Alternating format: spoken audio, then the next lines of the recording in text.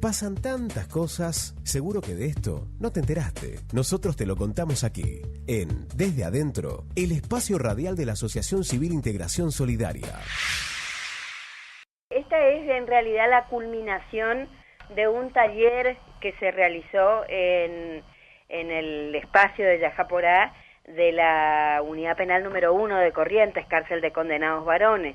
El taller fue llevado adelante por trabajadores del Museo por la Memoria de la provincia del Chaco y consistió en un taller sobre historia reciente, o sea, fundamentalmente en la historia de la última dictadura militar.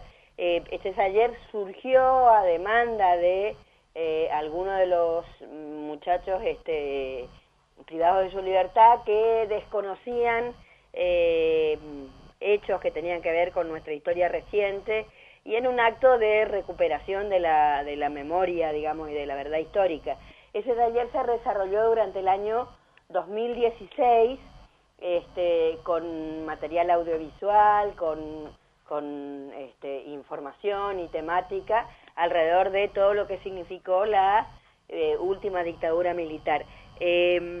A modo de cierre de este taller, resolvimos hacer una actividad que se encaró en base al texto de Eduardo Galeano de Los pájaros prohibidos, que es un texto muy bonito de Galeano que relata refiere a la censura de un preso político en la dictadura militar uruguaya y una niña que ingresa a ver a su papá y que le prohíben ingresar un dibujito con pájaros porque los pájaros están prohibidos, y entonces a la siguiente visita presenta un dibujito de un arbolito que tiene escondido los pájaros, digamos. Este fue el disparador, y en relación a esto se analizaron textos de literatura infantil que fuera prohibida en la última dictadura militar.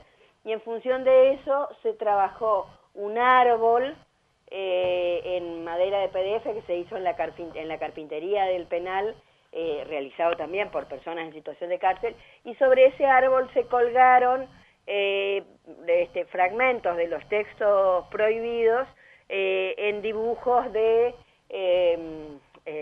con tapitas con la modalidad de frutas, digamos, textos con forma de banana, de manzana, de naranjas, limones. Todos los trabajos se confeccionaron, inclusive se reprodujeron los libros prohibidos, que se encuadernaron también por personas en situación de cárcel, y se realizó un trabajo de una intervención artística alrededor de los cuentos que se inauguró en el Museo por la Memoria la semana del 24 de marzo en Resistencia. Y después la llevamos también en Resistencia al Hospital Pediátrico del Chaco, y es una muestra que en realidad es muy bien recibida por los niños. Nosotros llevamos los cuentitos.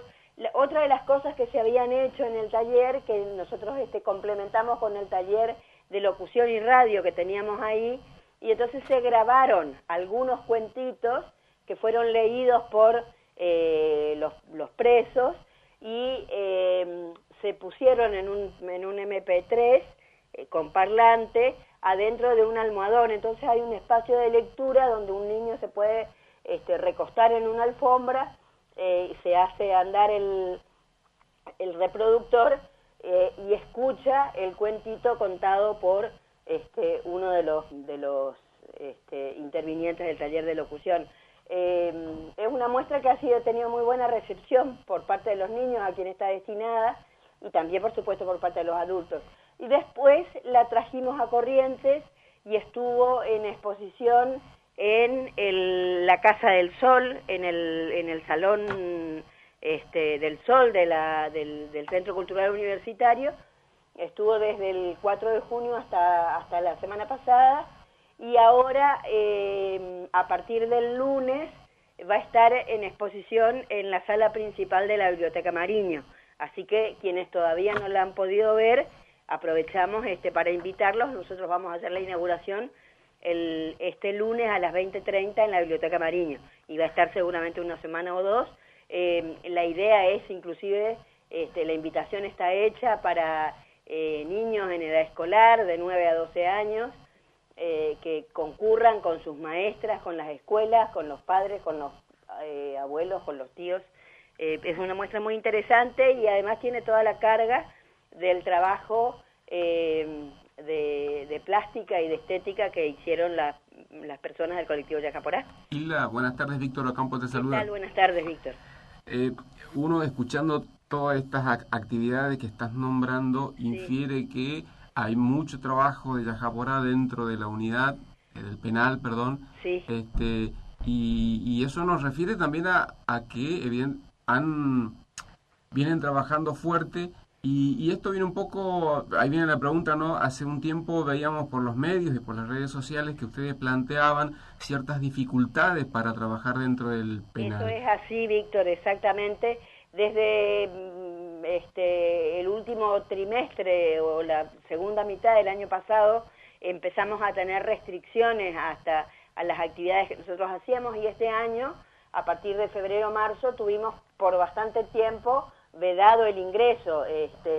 Las razones que nos dan desde el punto de vista formal son burocráticas, digamos, una cuestión de acreditación, de no haber dado la certificación de las personas que dictan los talleres y tienen capacitación docente y demás.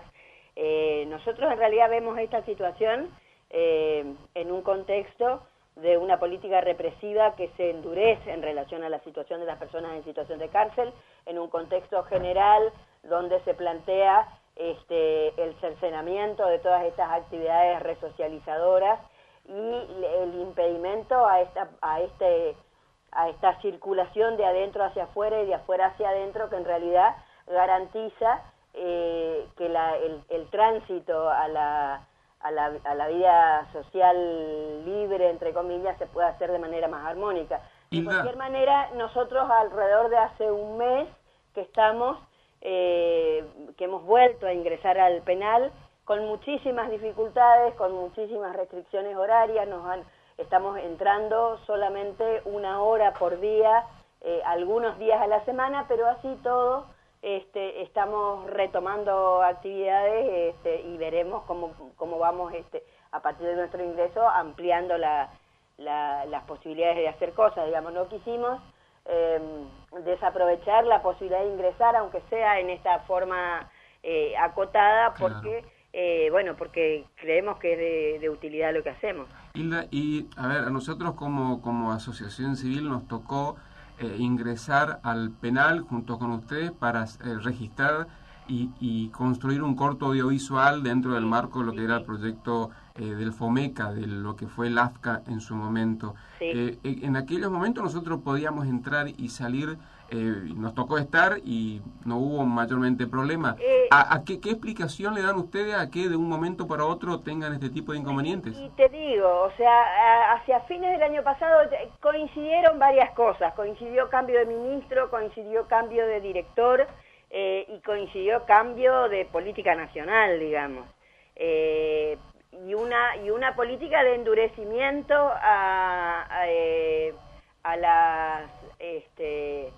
las actividades que tienen que ver con progresividad, con resocialización. Esto se ve en un marco general. Acordate que está a definirse por la legislatura nacional una reforma de la ley de ejecución de condena que es absolutamente regresiva, que recorta posibilidades de reinserción. Y en este contexto nosotros ubicamos el recorte a nuestras actividades. Uh-huh. Es decir, en sintonía, como bien vos lo decía, con este cambio de políticas, evidentemente en todos los niveles, porque lo que estamos viendo es una recesión. Hace poco, esta semana, fue noticia y por suerte no prosperó, pero la propuesta de una diputada del PRO de quitar las vacunas gratuitas y obligatorias para los chicos. En ese contexto general hay también, de cualquier manera, en realidad, desde hace varios años, no solamente de estos 2 últimos años, hay una política de endurecimiento a las acciones resocializadoras. Esto en la cárcel se venía visualizando hace varios años, y con esta política de endurecimiento de penas, de mano dura, de recorte a las posibilidades de progresividad, sin tener en cuenta de que en realidad este proceso paulatino de ir incorporando a la sociedad a las personas que han cometido errores y que están cumpliendo condena, no es un beneficio para el detenido, sino que en realidad hay estadísticas y datos nacionales de que estas acciones, como las acciones educativas, son muy positivas a la hora de reducir los índices de reincidencia. Entonces, si lo miramos hasta con una visión que tiene que ver con solamente el beneficio del que está libre en relación con el que está privado de su libertad, estamos garantizando que haya menos reincidencia y que haya mayor seguridad ciudadana, que es parte de las cuestiones que se reclaman, digamos, esta demanda ante la ola de inseguridad que se plantea.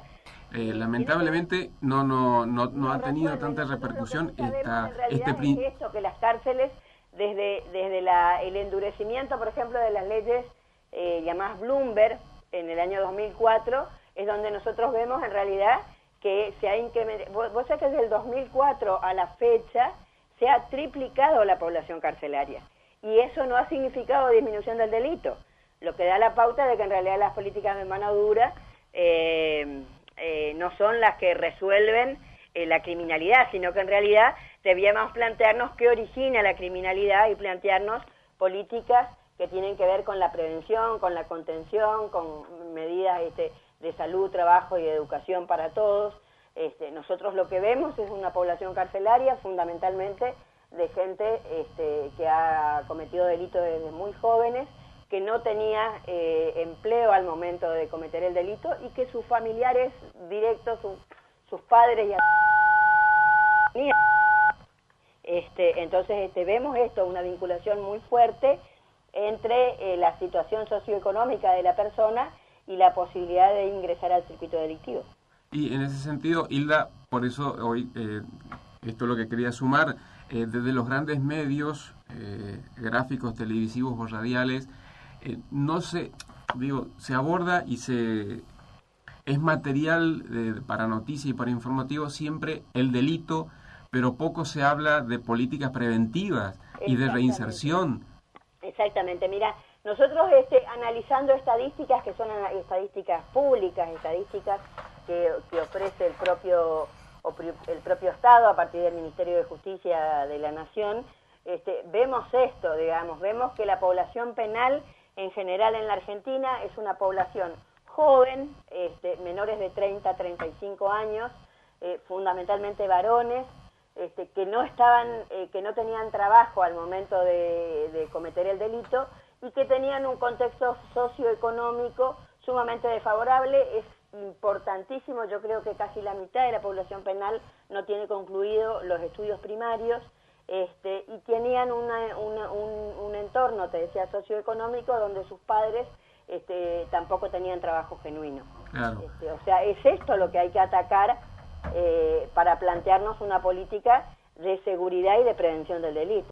Pasan tantas cosas, seguro que de esto no te enteraste. Nosotros te lo contamos aquí, en Desde Adentro, el espacio radial de la Asociación Civil Integración Solidaria.